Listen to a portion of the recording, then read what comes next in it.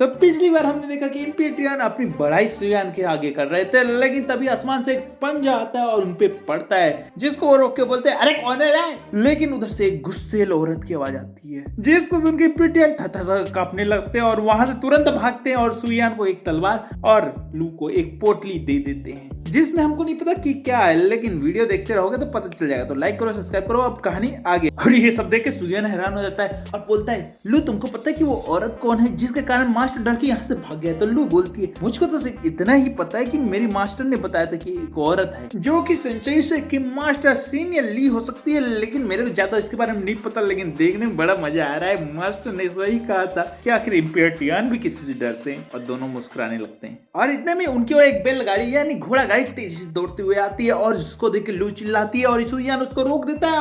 और इतने में अंदर से आवाज आती है किसकी हिम्मत हुई मेरी गाड़ी को रोकने की? जिसमें लू बोलती है पागल हो रहा है, जो भी है तू अंदर, तुझको दिखता नहीं है सामने लोगों के ऊपर गाड़ी चढ़वा रही है और ऊपर से घमंड दिखा रही है। जिसको सुन के वो औरत तुरंत बाहर निकलती है और लू को तमाचा मार देती है, और जिसके कारण लू आग बबूला हो जाती है और साइड में खड़े कुछ लोग आपस में बात करने लगते हैं ये कौन औरत है जिसने लू को मार दिया है? तो दूसरा बोलता है तुम्हें नहीं पता? अरे बेवकूफ चुप रहो, ये जैंग यूफेन की सिस्टर है और इसका नाम जैंग फ्यूक्यू है, और गलती से अगर नाम मैंने गलत ले लिया तो उसके लिए मुझको तुम लोग माफ कर दे हैं। इतने में तीसरा बोलता है क्या ये उसकी सिस्टर है? वो तो बहुत ताकतवर है, और अब सुयान और लू ने उनको ऑफेंड कर दिया है तो सुयान का बचना मुश्किल है। और इतने में पहला डिसाइपल बोलता है अरे चुप रहो यार, ये दोनों खतरनाक है, हमको बीच में पड़ने की कोई जरूरत नहीं है। लेकिन इनकी इतना ही बोलते हुए लू और जैंगफी की लड़ाई शुरू हो जाती है और कहते हैं एक दूसरे ऊपर खतरनाक तरीके से अटैक करना शुरू कर देते हैं और तबाही वहां पर मचाने लगते हैं। लेकिन लू की कल्टीवेशन फी से कम थी और फी ने फॉर्मेशन बना के उसके ऊपर अटैक कर दिया था, जिसको रोकने की कोशिश लू पूरी करती है, लेकिन वो रोक नहीं पाती है। तो इसके लिए सुयान को बीच में आना पड़ता है और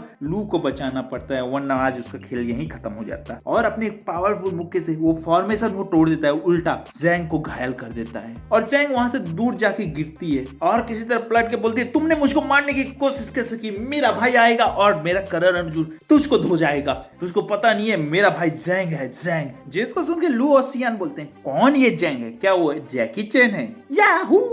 अबे साले। इतने में वो तीन डिसाइपल नमूने वहां निकलते हैं और जैंग की तारीफ करने लगते हैं, मच्छर गुणगान करने लगते हैं। जिसके बाद वो तीन नमूनों में से एक नमूना बोलता है तुमको पता नहीं है जैंग के पास 5 एलिमेंट बॉडी है और वो बहुत ज्यादा शक्तिशाली है। और ये तीन नमूने नौटंकी कर रहे थे, जैंग की कहानी सुयान और लू को सुना रहे थे। इतने में ही ऊपर हमको पहाड़ में एक सीन दिखा देता है, एक लड़का ऊपर खड़े होके इन सबको गौर से देख रहा था और सारी चीजें बड़े ध्यान से ऑब्जर्व कर रहा था। लेकिन तभी वो गिरी हुई लड़की जैंग की सिस्टर एक रॉकेट छोड़ देती है जो आसमान में जाके फट जाता है, जिसको देख के सब लोग चौंक जाते हैं और वो बोलती अब मेरा करण अर्जुन आएगा और तुझको धो जाएगा, समझ में आया तुझको लड़के, तेरा फाड़ जाएगा। इतने में सुयान बोलता है आने तो देखते हैं हम भी 5 एलिमेंट की बॉडी कैसे होती है, क्या पता वातावरण के लिए वो अच्छी होती है और पॉल्यूशन कम करने के लिए हवा साफ कर सकती है या फिर मिट्टी खाद वाली बना सकती है, क्योंकि मैंने सुना है कि 5 एलिमेंट बॉडी अपने आप में 5 एलिमेंट प्रोड्यूस करती है और वो पॉल्यूशन फ्री कर देती है। ये सब नौटंकी सुन के वो नमूने बोलते तुमने जैंगफी का मजाक उड़ाया है, तुमको जैंगफी आएगा तो छोड़ेगा नहीं। और इतने में आसमान से एक आवाज आती है जहां पे लड़का खड़ा होकर अपने पावर से सबको दबाने लगता है और वो तीन नमूने स्पिरिचुअल पावर में भरते के जैसे दबने लगते हैं और वो लड़का बोलता है किसने मेरी बहन को नुकसान पहुंचाया? और वो सुयान की ओर देखता है, सुयान उसकी ओर देखता है, लेकिन उस लड़के के स्पिरिचुअल पावर का सुयान पे कोई असर नहीं होता है। वो सीधा खड़ा होकर उसको खड़ी आंख दिखाता है और अब सियान और जैन एक दूसरे को घूरने लगते हैं और एक दूसरे को खाने के लिए दौड़ते हैं, जिस पे जैन बोलता है तुमने मेरी बहन को नुकसान पहुंचाया है और अब तेरा बचना मुश्किल ही नामुमकिन है, मेरे हाथ में तेरी तकदीर है। इसको सुनकर सियान बोलता है तो बेटा अब तू भी सुन ले, इस लड़ाई को जीतना मुश्किल ही नहीं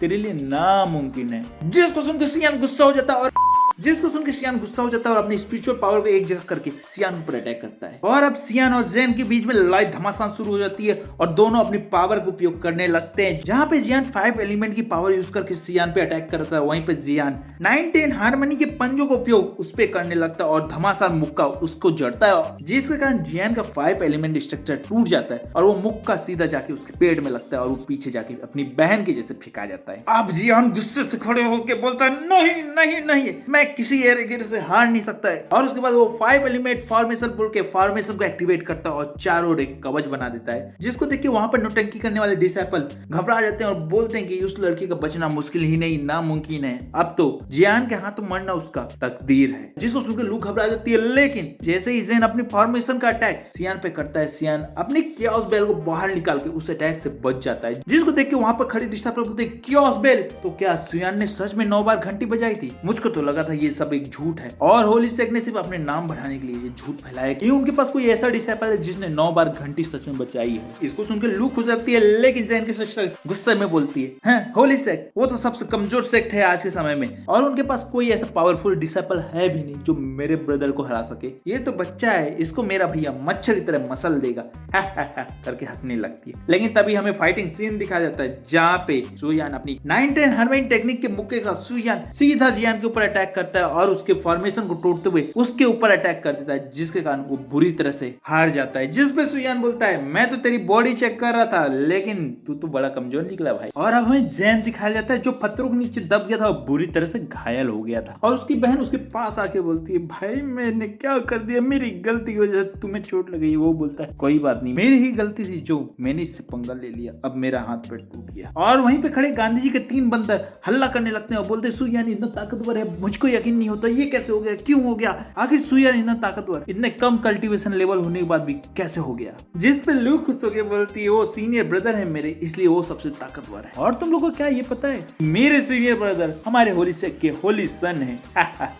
ये बोल के लू हंसने लगती है और उन लोग का मजा लेने लगती है। और तभी ड्रैगन नेट्स का गेट ओपन होने लगता है और ऊपर खड़ा हुआ लड़का बोलता है, अब मजा आएगा खेल में, और ये बोल के वो वहां से चला जाता है। और फिर एक एक करके सोइन और लू सब लोग ड्रैगन नेट्स में चले जाते हैं, लेकिन जैसे ही वो ड्रैगन नेट्स में टेलीपोर्ट होते हैं सब लोग अलग अलग जगह बिखर जाते हैं। और फिर हमें सोइन लू को खोजता हुआ दिखाया जाता है, जिसको लू की आवाज अचानक से आती है और वो दौड़ के जाता है तो उसको कोई नहीं देखता, लेकिन ध्यान से देखता है तो वहां पर एक पेड़ लू को खाता रहता है। और सुयान ये देख के भड़क जाता है, लेकिन इससे पहले कुछ करे लू का कपड़ा नीचे गिरता है और सुयान बोलता है, लू तुम कैसे चली गई इस दुनिया को छोड़ के? मैंने तो बोला था तुम मेरे साथ रहना, लेकिन मुझको क्या पता था कि तुम ड्रैगन नेट्स में आते ही मुझसे बिछड़ जाओगी और मारी जाओगी। लेकिन जब ही लू की आवाज आती है, सीनियर ब्रदर, और ये सुनकर सुयान कपड़े की ओर देखने लगता है, क्योंकि उसको लगता है कि उस कपड़े से आवाज आती है और वो कपड़े को गौर से इधर उधर से देखने लगता है। लेकिन तभी फिर से आवाज आती है, सीनियर ब्रदर मैं ऊपर हूँ, मुझको बचाओ जल्दी। और वो तुरंत ऊपर देखता है, उसको लू का पैर देखता है और वो उसको बचाने जाता है। मैं बोल रहा हूँ ये कितना गधा लड़का है, इसके पास सिस्टम है लेकिन फिर भी अकल बिल्कुल नहीं है। सॉरी माफ कर देना, इमोशन में थोड़ा सा इधर उधर।